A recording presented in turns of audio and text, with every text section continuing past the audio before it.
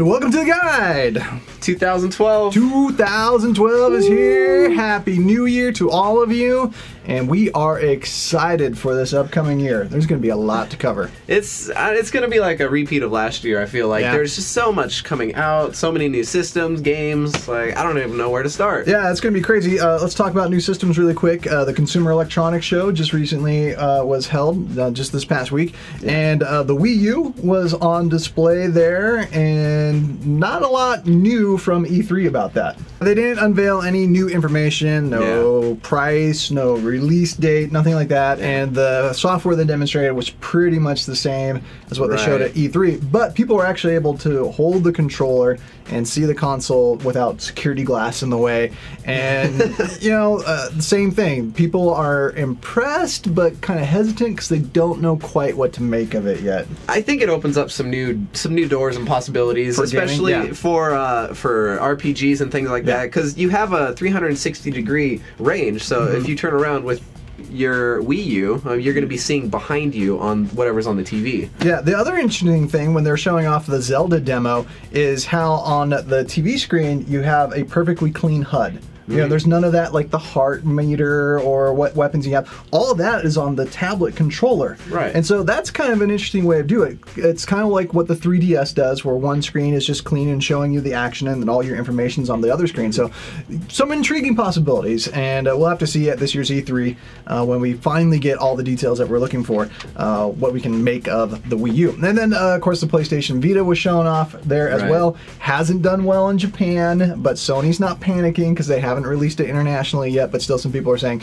doesn't look like this is going to work. It might be past its time already because of what's happening with smartphones and gaming and the struggles of the 3DS and so on and so forth. Yeah, it's trying to employ a new touchscreen sense of gaming, but I don't know, we're almost past the whole touchscreen wave. It's just like, everybody does everything's touchscreen now. everybody does that. And then the whole memory card thing for it was such a huge fiasco. I mean, really? $100 extra to get like a memory card that will hold everything you want? To me, that's as ridiculous as when Microsoft released their first Xbox and you had to buy like a DVD adapter and things like that. It's just, it should be included. Huge misstep right there, and nothing really that changed anyone's mind about the Vita at CES either. So again, E3 looks like the place where we're really going to get a better handle on what those systems have to offer.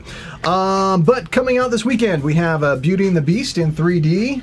One of my all-time favorite Disney films. I'll be honest with you. I love that film. Me too. Yeah. We agree on a movie. That's awesome. And how weird is it that it's Beauty and the Beast? Maybe we can, catch an early feature tonight if you want. Yeah. I don't know how that would appear exactly to... Well, anyway, we won't get into that. Yeah, it's in 3D. I'm pretty stoked that's back on the big screen because in my mind it is a big screen kind of movie because the visuals were so amazing, and there's something special about it on the big screen. Yeah, and for my generation too, that's the kind of movie that I grew up watching at home as a little kid, but it's something I never got to see on the big screen because it came out before me, before that. So it'll be fun to go back and see that, kind of like I did with Lion King too. Yeah. So I don't know it's going to have as much success as Lion King because obviously it wasn't as big of a movie, but I think it'll do just fine. They spent $10 million to convert it to 3D. They're going to make that back this weekend. No problem. Yeah, absolutely. We did a Facebook poll to ask people if you were going to go out and see Beauty and the Beast in 3D, and it doesn't look like it's going to happen for a lot of people. Actually, most of the people on our Facebook poll said it's an old musical cartoon that's all princessy. Why would I want to go see that? There's so much cooler things going on than princessy stuff. Like, did anyone remember the scene in the woods with the scary wolves chasing the dude around? Awesome. The animation for that is so epic. Yeah, I'm excited to see what that's going to look like. Speaking of movies of 2012, we did a poll also asking what's your most anticipated film, and had some interesting responses. Yeah, the number one response doesn't surprise me. No. Avengers. Yeah, everyone seems to be looking forward to Avengers. We already have 14 people who are saying, yep, that's what I'm going to go see. Right. But Dark Knight Returns is close behind that in our poll. And interestingly enough, midnight release tickets are already on sale for Dark Knight, and did you see they're already selling out for that? Oh my gosh. How weird is that? It's so strange. And a few people got upset that we forgot to include Hunger Games on our poll, and they were kind enough to include that as well. Actually, I'm reading the books. They're pretty good. I'm looking forward to that. Yeah, it surprises me that not as many people seem to be interested in The Hobbit as I thought they would be. Yeah, right, especially after all the fervor after the trailer release. But I think part of that is it doesn't come out to the end of the year. Yeah, we got a long ways to wait and for some so of these. much ahead of that. So if you want to offer up your opinion on either of those polls, please do so at our Facebook page. Yeah, you can go to facebook.com/Game and Movie Guide and share your opinion and comments about that.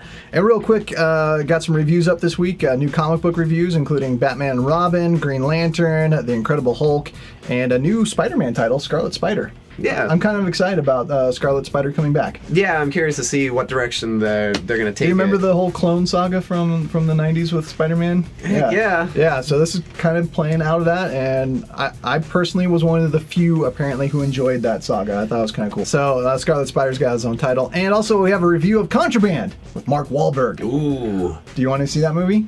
No. That's the correct answer. Read our review to find out why. And for more, you can also visit our website, GameandMovieGuide.com. So glad to be back for 2012. We got a lot coming up, so be sure to keep it at our website. And also you can visit us at our Facebook page, facebook.com/GameandMovieGuide. We will see you soon.